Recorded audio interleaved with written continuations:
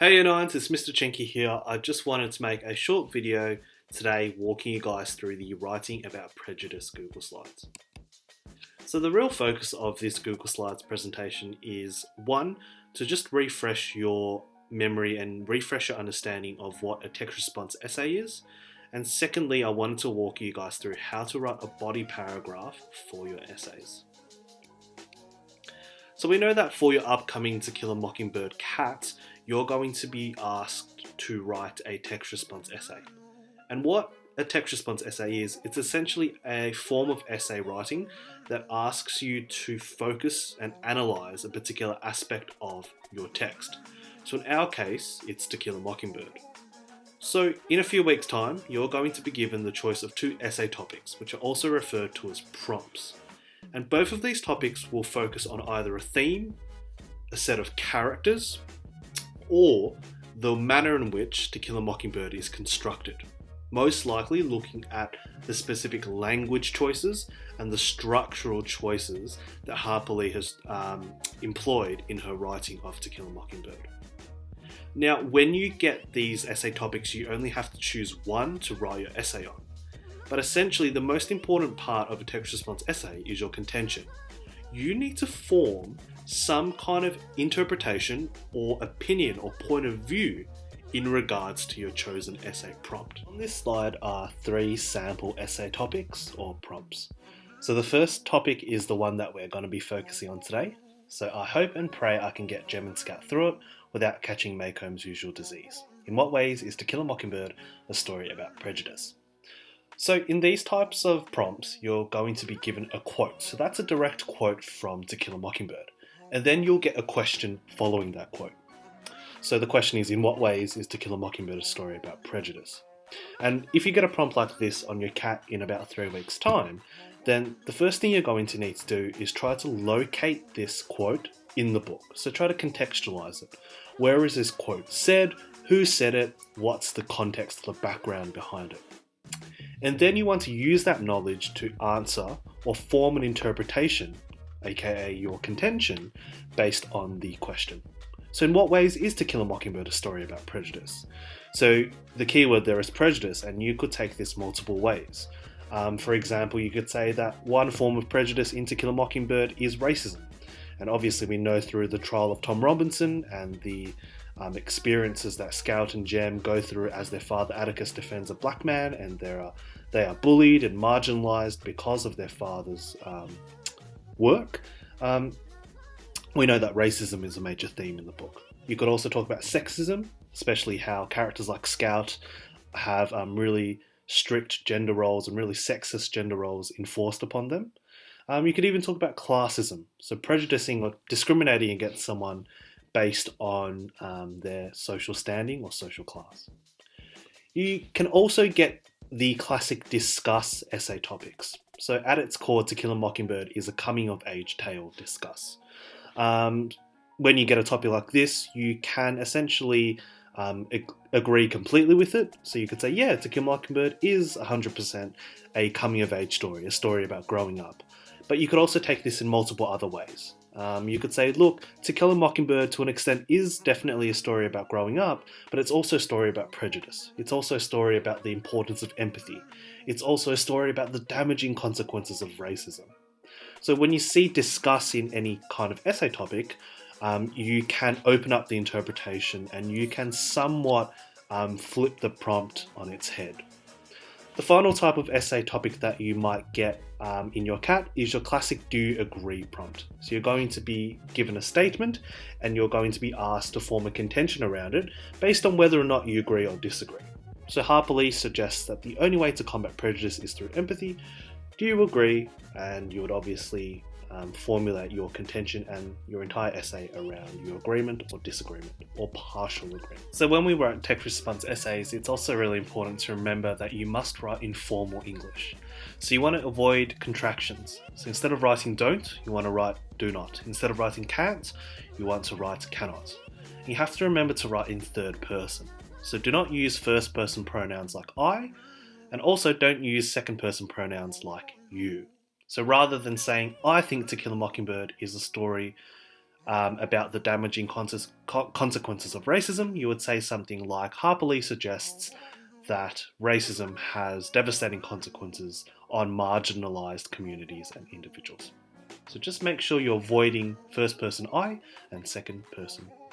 So all of us have written text response essays in the past. If you've been at Glen Waverley since year 7, in year 7 you wrote a text response essay based on the book Holes, and last year in year 8 you would have written an essay around the absolute true diary of a part-time Indian. So all of you guys should be somewhat familiar with the basic structure of a text response essay. You have an introduction and a conclusion that bookends your essay, and then you have 3 body paragraphs. So we're really going to focus on body paragraphs today. So the body paragraphs of a text response essay are where you do 2 things. Number 1, you discuss your interpretation of the prompt. In other words, you want to expand upon your contention. So what's your point of view, or what's your main interpretation of the topic that you've chosen? Secondly, you want to analyse the text in detail by exploring key moments, characters, language, and themes in To Kill a Mockingbird that are relevant to your chosen prompt. So at year 9, you're expected to write 3 body paragraphs, each focused on a different aspect of your contention. There's no strict word limit for each of your body paragraphs. However, I always think 150 to 200 words per body paragraph is sort of the magic number. Now, you've probably seen this for many years now, but the manner in which we structure body paragraphs is through the acronym TEEL. T-E-E-L. T stands for topic sentence, E stands for evidence, the second E stands for explanation, and the L stands for link sentence. Now, before I walk you guys through TEEL, I just want to emphasize that this is merely a suggested structure. You do not need to follow TEEL to a T. It is a structure, and I highly recommend you take elements of TEEL and you use TEEL as a guide when you're writing your body paragraphs, but it's not a prescriptive structure. It's not a set formula. Your body paragraphs can be written in different ways. I will work through an alternative structure for you guys next week, so a different way to structure your body paragraphs if you wish. But if you really feel like you need a set structure for this essay, I would definitely recommend following TEEL. But just remember, if you find that your paragraph and your writing doesn't necessarily follow TEEL to a T, more often than not, or more likely than not, I think it's actually okay. As long as you take the basic principles of TEEL and apply them to your body paragraphs, you'll be absolutely fine. So your body paragraphs should begin with a topic sentence. So this is the main idea of your body paragraph, and it outlines a key interpretation of the prompt. You want to then move on to some evidence. So this is where you refer to key moments from To Kill a Mockingbird that either back up, justify, or demonstrate your interpretation of the topic that you've chosen. One of the most important skills that you'll learn at the end of this unit is how to embed quotes. So you must select quotes from the book and embed or integrate them seamlessly into your body paragraphs. For your explanation, you want to make sure you're expanding upon the evidence that you've provided by explaining, discussing, and analysing your interpretation in greater detail. This is the opportunity for you to analyse key characters, to explore key themes, to look at key events, to analyse the language choices that Harper Lee has made, to perhaps delve deeper into the symbolism of the novel, and last but not least, to consider and express what you feel like the author's message is. So what is Harper Lee's greater message or her authorial intent? And last but not least, you want to end your body paragraphs with a link sentence. So you want to link everything that you've just written back to the prompt and back to your contention. So your job for me today is to write your own body paragraph using the TEEL structure in response to the prompt below.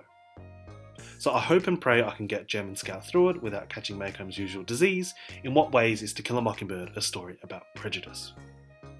So before I set you off to your task, I want to walk you guys through a sample body paragraph that I've written based on this essay topic.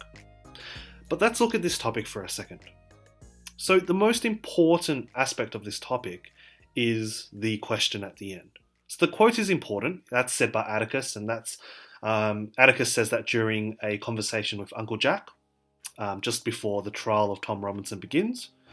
And it's important to recognise that Atticus compares racism to a disease. So that's a very deliberate language choice made there by Harper Lee. It's a very deliberate metaphor. But the most important thing is for you to form an interpretation, to form your opinion based on the question. So in what ways is To Kill a Mockingbird a story about prejudice? So you can really approach a topic like this in many ways.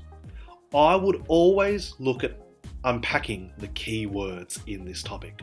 And the most important word in this topic is prejudice. The topic is essentially asking you, so how is To Kill a Mockingbird a story about prejudice? So we know that there are multiple forms of prejudice that are explored in To Kill a Mockingbird. We've got racism, that's probably the most obvious one. And we see that through Atticus's defense of Tom Robinson.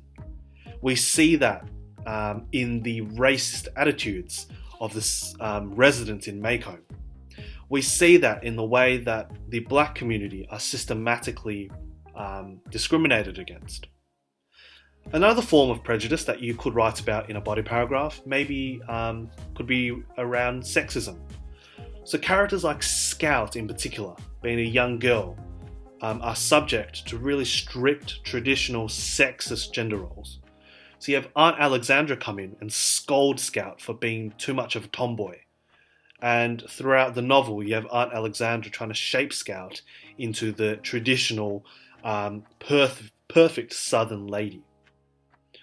You also have characters like Jem and Dill make fun of Scout for being too girly and being too sensitive, and instead actually encourage her or coerce her into being more like a quote-unquote boy. Another form of prejudice you could write about in your body paragraph could be around classism. So the discrimination of people based on their social class. Yes, the Ewell family, especially Bob, are terrible people, but they're discriminated against all the same because of their lack of social class. The Cunninghams are poor farmers who have been hit really badly by the Great Depression. They're good, honest, hard-working people, yet they're discriminated against because of their social status and their lack of social class. Another form of prejudice you could write about in your body paragraphs may be about Boo Radley. We know at the start of the book there are rumours swirling around Maycomb that Boo Radley is some kind of ghostly phantom, a malevolent, evil, sinister creature that comes out at night and destroys the neighbourhood in Maycomb. The children as well spend a lot of the early stages of the novel trying to play pranks, trying to essentially disturb Boo Radley and making fun of him. At the end of the novel though, we end up realising that Boo Radley is just a normal guy. Yes, he's quite reclusive and yes, he's quite isolated, but he's a sweet, he's an innocent, he's a caring man who ends up saving the life of Jem and Scout. So through Boo Radley, perhaps Harper Lee is trying to show us that To Kill a Mockingbird is a story about not judging a book by its cover, not holding prejudices against certain people, because that can obviously lead to really negative consequences. So you want to look at a topic like this and you want to discuss in your body paragraph that you write how To Kill a Mockingbird explores the theme of prejudice. Here's an example based on that topic. So I'm going to read this body paragraph that I wrote out to you guys, and then I want you to notice how I've structured the body paragraph using TEEL. So I've written, in To Kill a Mockingbird, Harper Lee reveals the systemic racism that pervades Maycomb, as well as the damaging consequences this has on marginalised communities and individuals. Atticus describes Maycomb's deep-seated racism as a, quote, disease that turns reasonable people, quote, stark raving mad. Notice that I've embedded quotes, and these quotes are no longer than a couple of words. In fact, one of them is a one-word quote. I've embedded and integrated them within my analysis. Through this metaphor, Lee compares racism to a sickness that has infected Mako, turning normally upstanding citizens into bigots. The reader witnesses the consequences of the town's ingrained racism through the trial and tragic death of Tom Robinson, who was a dead man the minute Mayella Ewell opened her mouth and screamed. During the trial, Atticus presents conclusive evidence proving Tom's innocence. However, the entrenched racism of the all-white jury of seemingly respectable men still find him guilty. The reader, through the eyes of the story's young narrator Scout, witness a grave miscarriage of justice, where, quote, 12 reasonable men in everyday life cannot overcome their prejudice, thus sending an innocent black man to his death. Ultimately, Lee illustrates the devastating consequences of racism and how it can corrupt even the most righteous men. So this is an example of a body paragraph around the theme of racism, which is obviously a type of prejudice. Now notice that the topic sentence and the link sentence are literally one sentence. They bookend, they open and they close your body paragraphs.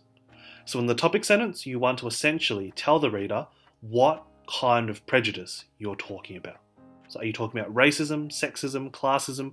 Are you talking about the prejudice that affects Blue Radley?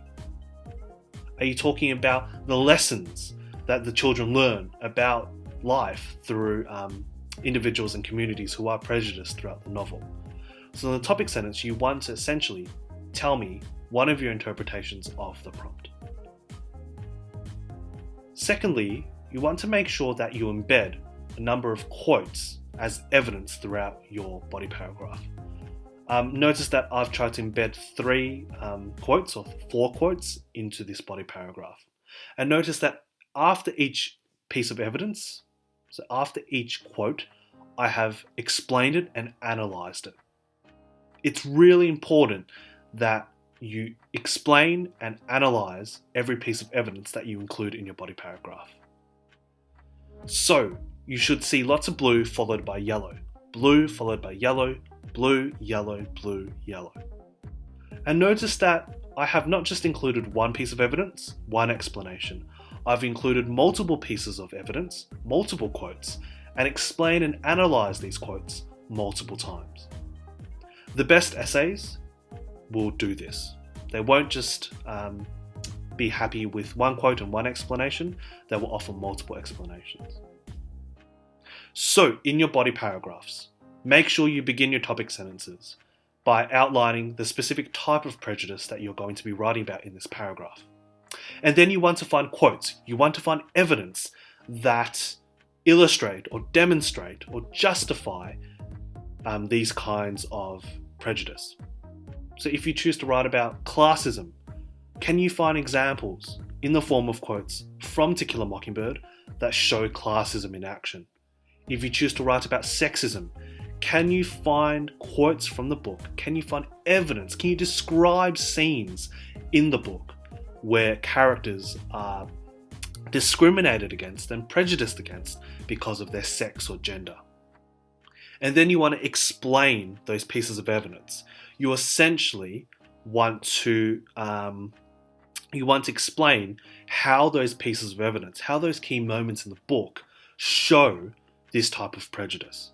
And then you want to ultimately finish off with a linking sentence.